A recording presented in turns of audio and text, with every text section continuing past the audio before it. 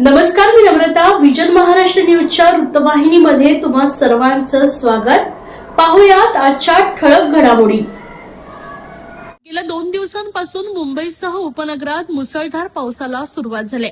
पावसामुळे शहरातील ज्या सखल भागात पाणी साचतं अशा ठिकाणांची पाहणी आज ठाण्याच्या महापौर शर्मिला पिंपळकर यांनी अधिकाऱ्यांसमवेत केली आहे. अतिवृष्टीच्या काळात सखल भागात पाणी साचून नागरिकांची गैरसोय होणार नाही या दृष्टीने योग्य ती खबरदारी घेण्याच्या सूचना महापौरांनी सर्व अधिकाऱ्यांना दिल्या. सखल भागात साचत असलेलं पाणी पंपाच्या साह्याने नाल्यात सोडण्याच्या दृष्टीने कार्यवाही करावी. तसेच रस्त्यावरील पावसाळी गटारे पुन्हा स्वच्छ करावीत जेणेकरून पाणी वाहून नेण्याची क्षमता वाढेल या दृष्टीने कार्यवाही करण्याचे आदेश यावेळी त्यांनी दिलेत.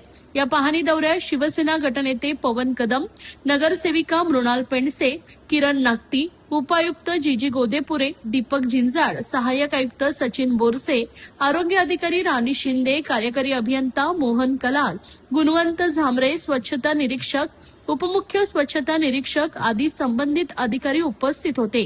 यावेळी ठाण्यातील जांभळी नाका येथील पेड्या मारुती परिसर, मासुंदा तलाव, वंदना टॉकीज परिसर, चिखलवाडी, भांजेवाडी आदी ठिकाणांच्या सगल भागांची पाहणी महापौर शर्मिला पिंपळकर यांनी केली. पेड्या मारुती परिसर, महाजनवाडी हा सकल भाग असल्याने या ठिकाणी थोडासा पाऊस झाला तरी पाणी साचते. पाण्याचा निचरा जलद गतीने व्हावा यासाठी पंप बसवण्यात आले असून क्रॉस कल्व्हर्टची सफाई करणे, पावसाळ्याच्या कालावधीत त्या ठिकाणी 24 तास मनुष्यबळसह पंप सुरू ठेवण्याच्या सूचनाही महापौरांनी यावेळी दिल्यात. तर वंदना एसटी डेपो परिसर ह्या परिसरात देखील पावसाळ्यात मोठ्या प्रमाणात पाणी साचते. या ठिकाणी महापालिकेनं पंप उपलब्ध केलेत. तसेच अतिवृष्टीच्या काळात सदर ठिकाणी महापालिका कर्मचारी ठेवण्याबाबतच्या सूचना देखील देण्यात आल्या. ज्या सकल भागात पाणी साचते त्या ठिकाणी महापालिकेची यंत्रणा संपूर्ण क्षमतेने कार्यरत असून मनुष्यबळ देखील त्या भागात उपलब्ध करण्यात आले. हवामान खात्याकडून येणारा पावसाचा इशारा व भरतीच्या वेळा लक्षात घेऊन त्याप्रमाणे सकल भागात पंपाचं नियोजन करण्याच्या सूचना यावेळी महापौर शर्मिला पिंपळकर यांनी दिल्यात. तसेच ठाणे महानगरपालिका मुख्यालयात आपत्कालीन कक्ष 24/7 कार्यरत असून या कक्षाचा आढावा देखील आज पुन्हा महापौर शर्मिला पिंपळकर यांनी घेतलाय.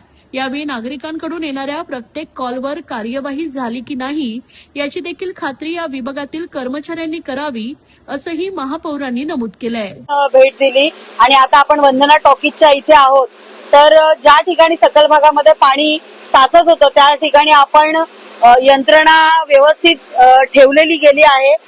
काही ठिकाणी आपल्याला पंप नव्याने बसवता द्यायचे होते तर तिथे नव्याने दिले आहे. जसं का आता वंदना टॉकीजच्या इथे पण आपण नव्यानेच पंप दिलेला आहे. आणि मला वाटतं की जोपर्यंत पाऊस आहे तोपर्यंत त्या सकल भागांमध्ये पाणी साचण्याचं आपल्याला प्रमाण दिसेल. पण जसं जसं पाऊस ओसरेल त्याप्रमाणे आपली यंत्रणा इथे आहेच हजर आणि व्यवस्थित आपण त्याच्याकडे लक्ष देऊन आहोत. मॅडम, जर पाहिलं तर दरवर्षी पाणी साठत असतं, पण यावर्षी जर आपण बघितलं कालपासून सतत पाऊस सुरू आहे. पाणी साचण्याचं जे प्रमाण आहे ते कमी दिसते आपल्याला.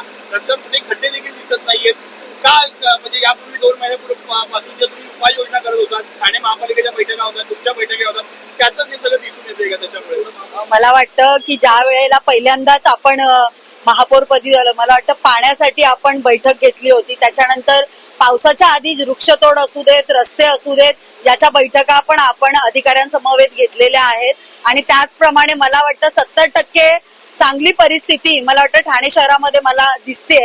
आणि तो आढावा घेण्यासाठी आज रस्त्यावरही आपण उतरलेलो आहोत.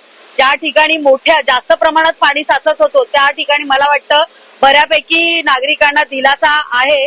कारण एवढं पाणी काय मला तर वंदना टॉकीज मध्ये पण बऱ्यापैकी पाणी साचत होतं. आज पंपिंग लावून आपण ते पाणी नाल्यामध्ये सोडलेले आहेत. नालेही बऱ्यापैकी 70-80% नाले साफ झालेले आहेत. काही ठिकाणी आपल्याला अजून सूचना द्यायच्या आहेत की तेही नाले साफ करून घ्या. पण मला असं वाटतं की नागरिकांना दिलासा आहे.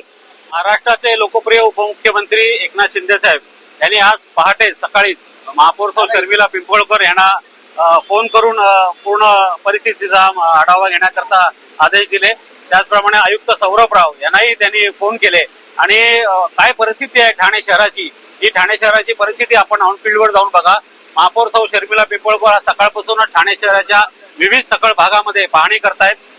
बाजारपेठेमध्ये आपण होतो. मुख्य बाजारपेठची मंडई आहे, खारकळे आहे, पेढा मारुती मंदिर आहे, तलावपाळी जे ठाण्याचं मुख्य एक केंद्रस्थान आहे त्या ठिकाणी जाऊन आल्या महापौर.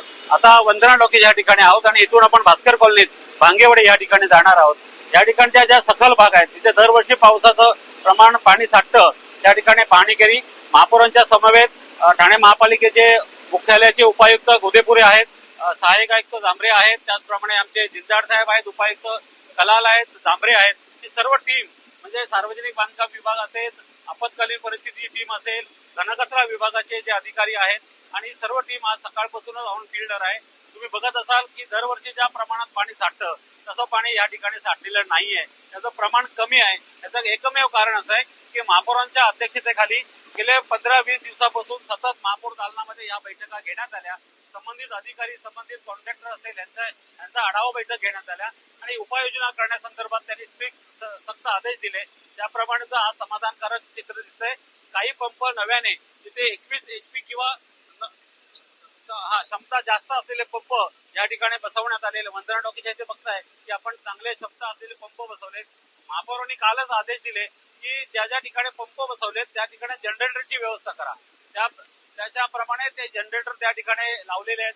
उद्या लाईट गेली, डिझेलची कमतरता भासली तर कुठे यंत्रणा आपली कुठे कमी पडायला नको, म्हणून त्या ठिकाणी महापौरांनी आदेश दिले काल की त्या ठिकाणी जनरेटरची व्यवस्था करा आणि जिथे जिथे पंप आहेत त्या ठिकाणी जनरेटर लावले गेलेले आहेत. आता मगाशी जांभळी नाक्याला असताना महापौरांनी प्रशासनाला आदेश दिले की ज्या ज्या ठिकाणी पंप लावलेत त्या ठिकाणचे कर्मचारी हे 24 तास ऑन फील्डवर पाहिजेत.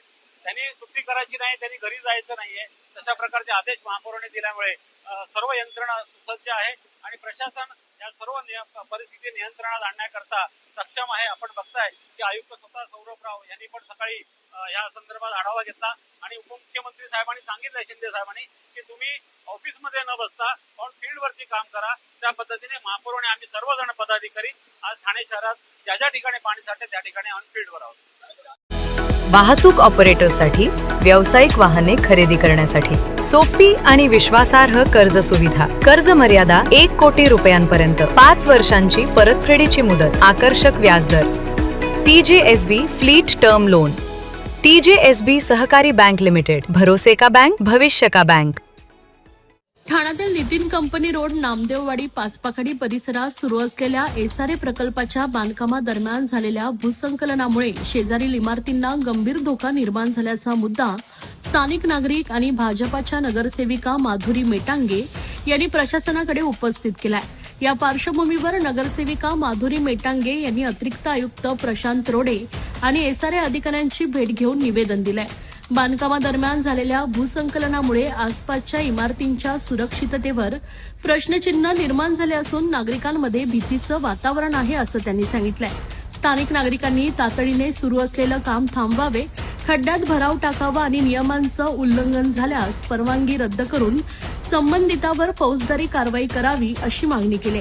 अन्यथा मोठी दुर्घटना होण्याची शक्यता असल्याचा इशाराही देण्यात आलाय. गेल्या 2 वर्षांपासून सातत्यानं पाठपुरावा करूनही प्रशासन दखल घेत नसल्याची नाराजगी नागरिकांनी व्यक्त केली आहे. यावेळी नगरसेविका माधुरी मेटांगे यांनी लवकरच उपाययोजना केल्या नाही तर उद्या त्या खड्ड्यात बसून आंदोलन करेल असा इशारा देखील दिलाय. नामदेववाडी पाचपखाडी येथे काल जी एसआरएचा प्रकल्प चालू आहे, जी बिल्डिंग बांधणं चालू आहे, त्या बिल्डिंगच्या बाजूला जी बिल्डिंग आहे म्हणजे त्या बिल्डिंगचं बांधकाम जे सुरू आहे तिथे लँडस्लाईड झालेली आहे, भूस्खलन होत आहे आणि थोडा थोडा तो जमिनीचा भाग घसरत आहे, अजूनपर्यंत घसरतो आहे. काल रात्री आम्ही तिथे पाहणी केली असता तिथले नागरिक अतिशय भयभीत अवस्थेत होते. म्हणजे त्यांना वाटत होते, अतिशय घाबरलेल्या अवस्थेत असताना त्या बिल्डरला आम्ही सांगितलं की यांची काहीतरी सोय कर. तेव्हा त्यांनी त्यांना काही जणांची सोय केली, काही जण आपल्या नातेवाईकांकडे गेले. पण त्याचा जो प्रकल्प चालू आहे तो अतिशय भोंगळ कारभार आहे. तिथे विकासकाला त्याचं काही पडलेलं नाही आहे. त्यांनी जो कॉन्ट्रॅक्टर नेमला आहे योगेश, तो तिथे आलाही नाही. प्लस एसआरएचे अधिकारी आज 2च अधिकारी येऊन फक्त बघून गेले, काही कारवाई झालेली नाहीये. तो प्रकल्प नागरिकांचे कितीतरी नागरिकांचे अक्षरशः कितीतरी निवेदन 2 वर्षापासून ते पाठपुरावा करतात आहे की तिथे धोकादायक आहे, आमच्या बिल्डिंगला त्रास होतोय, हादरे बसताय, तरी पण कोणी ऐकायला तयार नाहीये. तो प्रकल्प 15 वर्ष झाले रखडलेला होता. 3 वर्ष झाले त्याचं बांधकाम सुरू आहे. तिथल्या स्थानिक रहिवासी जे आहे त्यांना दुसरीकडे स्थलांतरित केलं गेलं आहे. पण मला सांगायचं आहे तिथे फायलिंग केलेलं नाहीये, काही कुठल्याही सुविधा नाहीये, सुरक्षिततेची कोणतीही हमी दिलेली नाहीये किंवा काळजी घेतलेली नाहीये. अशा याच्यात जर ती बिल्डिंग पडली तर जीविताला किती हानी होईल, एखाद्याचा जीव जाईल. यांना काही पडलेलं नाहीये, SRA ला तर मुळीच काही पडलेलं नाहीये. म्हणजे प्रशासन फक्त झोपलेलं आहे. जेव्हा एखादी घटना घडेल तेव्हा प्रशासन जागं होईल आणि ही घटना घडू नये म्हणून मी त्यासाठी प्रयत्न करते आहे. उद्या जर तो जो खड्डा आहे तो जर उद्या पावसाने भरला तर 100% लिहून देते त्याच्या बाजूच्या 2-3 ही बिल्डिंग पडतील आणि मग जीविताला धोका झाल्यावर सगळेजण उठतील. पण जर तो खड्डा उद्याच्या उद्या भरला नाही तर मी तिथे स्वतः त्या खड्ड्यामध्ये बसणार आहे. स्थानिक नागरिक सगळेजण आम्ही तिथे खड्ड्यात बसू. मग बघू बा आमच्या अंगावर पडू द्या, माती पडू द्या, नाही तर काही पण पडू द्या. आता रोडे साहेबांची भेट घेतली आहे. त्यांनी सांगितलं की आम्ही अधिकाऱ्यांना पाहणी त्यांचा पाठवतोय. पण आता आम्ही जाऊन SRA ला सुद्धा आम्ही निवेदन देणार आहोत. तिथे जाऊन त्यांना सांगणार आहोत आणि निवेदन देणार आहोत आणि धमकी सुद्धा देणार आहोत की नाही झालं तर आम्ही पण आहोत, आम्ही बघून घेऊ काय करायचं ते. काय आहे ना, आपल्या इथे प्रशासन झोपलेलं असतं. जोपर्यंत एखादी घटना घडत नाही, गावदेवीची घटना घडल्यानंतर त्यांना अग्निशमन दल दिसला, त्याचा कारभार दिसला, त्याचे रिक्त पद दिसले. जोपर्यंत एखादी घटना होत नाही तोपर्यंत आम्ही मस्त झोपलेलो असतो. झाल्यानंतर ज्याचं नुकसान होतं त्याला कळतं, ज्याच्या घरातला माणूस जातो ना त्याला समजतं काय होतं ते. म्हणून आम्ही कुठलीही घटना घडायच्या आधी इथे आलेलो आहे आणि आम्ही ते घटना घडायच्या आधी सतर्क करतोय प्रशासनाला. जर काही झालं तर आम्ही माफ करणार नाही.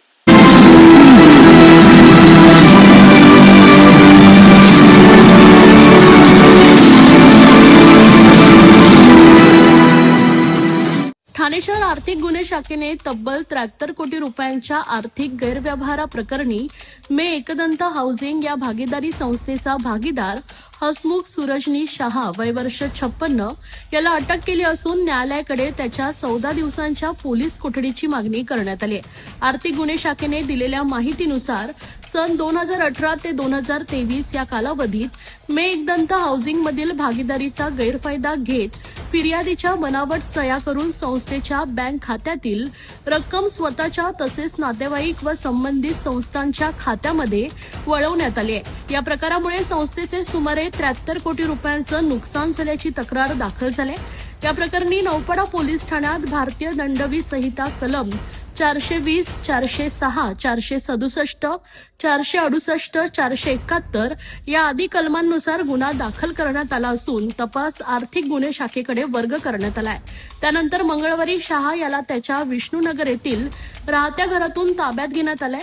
कारवाई दरम्यान गुन्ह्याशी संबंधित महत्वाची कागदपत्रेही जप्त करण्यात आली. तपासादरम्यान आरोपी हा गैरव्यवहारांचा मुख्य सूत्रधार असल्याचा संशय असून बनावट सह्यांबाबत अधिक चौकशी, आर्थिक व्यवहारांचा मागोवा, लाभार्थींची माहिती तसेच इतर संभाव्य साथीदारांचा शोध घेण्यासाठी त्याची पोलीस कोठडी आवश्यक असल्याचं आर्थिक गुन्हे शाखेने न्यायालयात नमूद केलंय. आरोपी चौकशीत अपेक्षित सहकार्य करत नसल्याचाही दावा तपास यंत्रणेनं केलाय. आरोपी विरुद्ध यापूर्वीही नौपाडा पोलीस ठाण्यात फसवणूक व विश्वासघाताशी संबंधित अन्य गुन्ह्यांची नोंद असल्याची माहिती आर्थिक गुन्हे शाखेने न्यायालयात सादर केलेल्या अहवालात नमूद केली आहे. या प्रकरणाचा पुढील तपास प्रभारी पोलीस निरीक्षक मंदार लाड यांच्या मार्गदर्शनाखाली सुरू आहे. या होत्या आजच्या ठळक घडामोडी. अशाच राजकीय, सांस्कृतिक, क्रीडा क्षेत्रातील बातम्या पाहण्यासाठी पाहत रहा विजन महाराष्ट्र न्यूज ही वृत्तवाहिनी. विजन महाराष्ट्र न्यूजच्या फेसबुक चॅनलला व युट्यूब चॅनलला फॉलो आणि सबस्क्राईब करा. धन्यवाद.